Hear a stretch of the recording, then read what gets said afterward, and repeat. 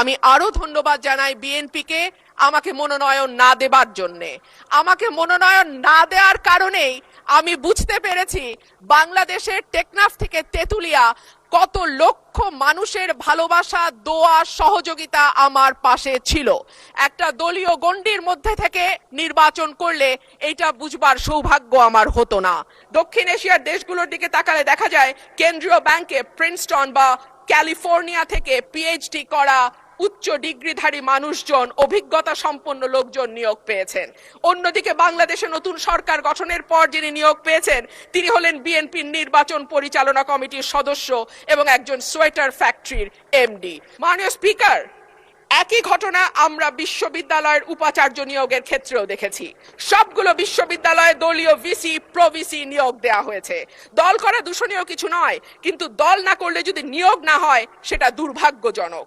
মাননীয় স্পিকার, আমি গভীর শ্রদ্ধার সঙ্গে স্মরণ করি দেশনেত্রী, 3 বারের সাবেক প্রধানমন্ত্রী বেগম খালেদা জিয়াকে, যিনি আমাকে স্নেহ দিয়ে রাজনীতিতে এনেছিলেন এবং আমি বিশ্বাস করি তার অপূর্ণতা এই সংসদে কোনো দিন পূরণ হবে না। মাননীয় স্পিকার, হাজার মানুষের আত্মত্যাগ, তার ফসল হচ্ছে আজকের এই সংসদ।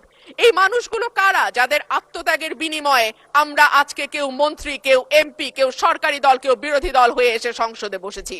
মাননীয় স্পিকার, তাদের স্বপ্ন কি ছিল? তারা জানতো তাদের এই আত্মত্যাগের বিনিময়ে তারা কিন্তু কেউ মন্ত্রী হবে না, এমপিও হবে না। তারা ছিল সাধারণ মানুষ, একেবারে খেটে খাওয়া সাধারণ জনগণ বাংলাদেশের।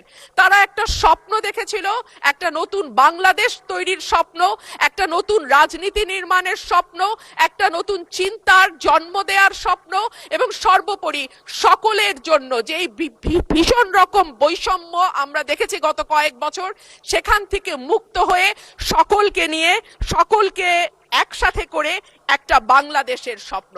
সেই সকল মানুষের কাছে আমি এবং আমি বিশ্বাস করি আমার সহকর্মী এই সংসদ সদস্যরা সকলেই। মাননীয় স্পিকার, শহীদদের যে প্রত্যাশা নিয়ে গণ অভ্যুত্থান, সেই প্রত্যাশা কিন্তু বায়বীয় বা অলীক কোনো বিষয় ছিল না। এখনো যদি আমরা দেয়ালে দেয়ালে তাকাই, আমরা দেখব তারা তাদের স্বপ্নের কথা দেয়ালে লিখে গেছে। উই ওয়ান্ট জাস্টিস, কিংবা দেশটা কারো বাপের না, তুমি কে আমি কে, বিকল্প বিকল্প। আসছে ফাগুন, আমরা হব দ্বিগুণ। শোনো মহাজন, আমরা অনেকজন। Change the rules, be a voice not echo. দিনে নাটক, রাতে আটক, নাটক কম করো প্রিয়। হামাক ব্যাটাক মারলু কেন? এমন হাজার প্রশ্ন, লক্ষ জিজ্ঞাসা। এই লড়াইটা কেবল একটা সরকার